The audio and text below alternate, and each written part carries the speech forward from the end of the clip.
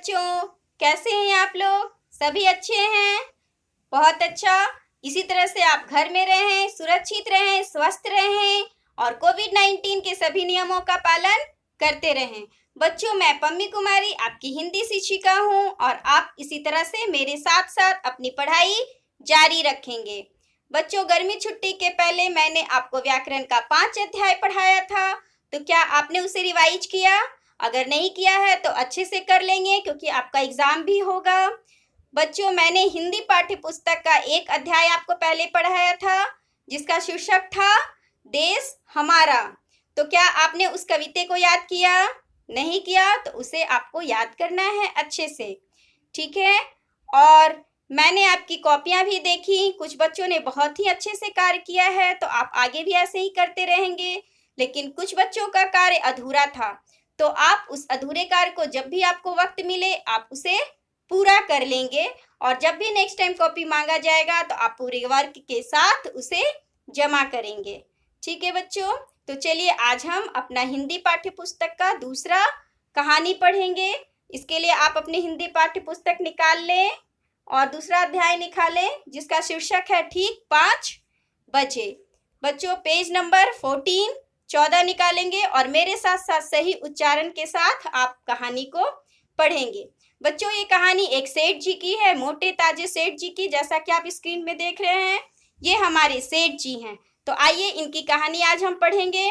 बच्चों, ये कहानी समय के महत्व से संबंधित है।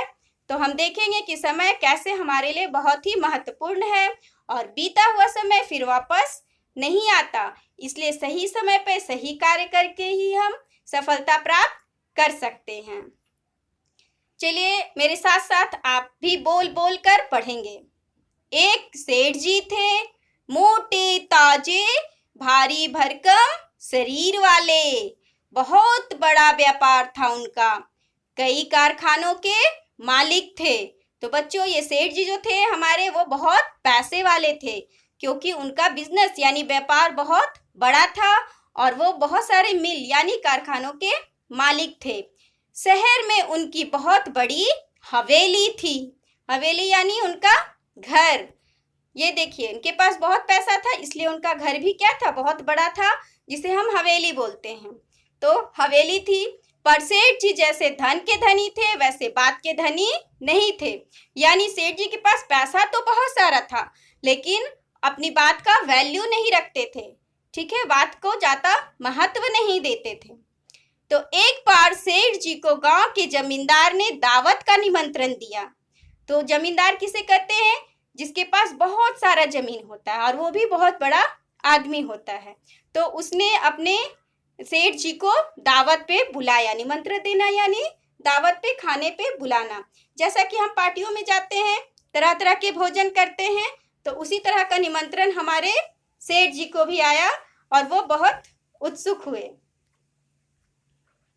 चलिए, दावत का समय शाम के ठीक 5 बजे का था। यानी जनरली पार्टियां जैसे शाम में होती है वैसे ही सेठ जी को भी निमंत्रण पत्र जो आया उसमें समय 5 बजे का था, शाम के 5 बजे। जमींदार साहब समय के बड़े पाबंद थे, लेकिन जो हमारे जमींदार साहब थे जिन्होंने निमंत्रण भेजा था वो समय के बहुत पाबंद थे, यानी अनुशासन प्रिय, हर चीज को सही समय पे करने वाले। समय का पालन नहीं करने वालों से वह बहुत नाराज रहते थे। यानी जो समय को महत्व नहीं देते थे उससे जमींदार साहब गुस्सा होते थे, नाराज रहते थे। सेठ जी को जैसे ही निमंत्रण मिला उन्होंने तुरंत अपने मुनीम को बुलाकर कहा, मुनीम जी, मुझे कल शाम ठीक 5 बजे जमींदार साहब की हवेली पर जाना है। मुनीम जी कौन थे? जो उनके पैसे का देख रेख करते थे, ठीक है? आप जैसे मान लीजिए सेक्रेटरी, वैसे ही मुनीम जी का भी काम था उनका लेखा जोखा, जो भी अब उनका काम है उसका लेखा जोखा रखना। तो उन्होंने अपने मुनीम जी को बुलाया सेठ जी ने और उन्हें बताया कि मुझे कल शाम ठीक 5 बजे जमींदार साहब की हवेली पर जाना है। 1 मिनट की भी देरी नहीं होनी चाहिए, समझे? यानी उन्होंने मुनीम जी को समझाते हुए कहा कि मुझे ठीक 5 बजे वहां पहुंच जाना है और बिल्कुल देर नहीं होना चाहिए, क्योंकि सेठ जी भी जानते थे कि जमींदार साहब क्या थे, समय के पाबंद थे। ठीक है, आप ड्राइवर को अभी सूचित कर दीजिए वह कल शाम ठीक 4 बजे आ जाए। और उन्होंने मुनीम जी को कहा कि आप जाके ड्राइवर को बता दीजिए, सूचित कर दीजिए कि कल शाम को ठीक 4 बजे आ जाएगा। ठीक है, मैं 4:30 बजे तक तैयार होकर रवाना हो जाऊंगा। और बच्चों, जब हम समय से पहले निकलते हैं तभी समय पर जाकर कहीं भी पहुंचते हैं। तो उसी तरह से हमारे सेठ जी भी ने कहा कि आप 4 बजे ड्राइवर को बुलाइएगा और 4:30 बजे तक हम लोग निकल जाएंगे, ताकि सही समय पे 5 बजे वहां दावत में पहुंच जाएं। मैं 4:30 बजे तक तैयार होकर रवाना हो जाऊंगा। 5 बजे से कुछ पहले ही पहुंचना अच्छा रहेगा। नाहक देर क्यों करूं, यानी बिना मतलब का देर क्यों करूं, मैं सही समय पे पहुंच जाऊंगा। जमींदार साहब के यहाँ दावत जो है कोई हंसी खेल तो है नहीं। मैं ठीक 5 बजे जमींदार साहब की हवेली पर पहुंच जाऊंगा। ठीक है, उन्होंने, सेठ जी ने इसे बहुत सीरियसली लिया, क्योंकि वो जानते थे कि जमींदार साहब क्या हैं, बहुत ही समय के पाबंद हैं। और उनके यहाँ दावत होना यानी बहुत बड़ी पार्टी होना। और सेठ जी भी बहुत उत्सुक थे, जैसे हम लोग उत्सुक रहते हैं पार्टियों में जाने के लिए। तो वो भी बहुत उतावले थे और चाहते थे कि सही समय पर वो पहुंच जाए। तो इसकी तैयारी उन्होंने अभी से एक दिन पहले से ही करना शुरू कर दी थी।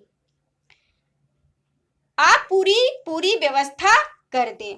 और इसे उन्होंने अपने मुनीम को बताया और कहा कि मैं सही समय पर पहुंचूं, इसके लिए आप ड्राइवर को बता दीजिए और मेरी पूरी व्यवस्था कर दीजिए। तो बच्चों, आज मैं इतना ही पढ़ाऊंगी, आप यहाँ तक मार्क कर लें और इसे दोबारा आप सही उच्चारण के साथ बोल बोल कर जरूर पढ़ेंगे। और जो भी कठिन शब्द होगा उसे अंडरलाइन करते जाएंगे। फिर मैं कल की कक्षा में आपसे मिलूंगी आगे की कहानी लेकर। चलिए, इसके साथ साथ बाय।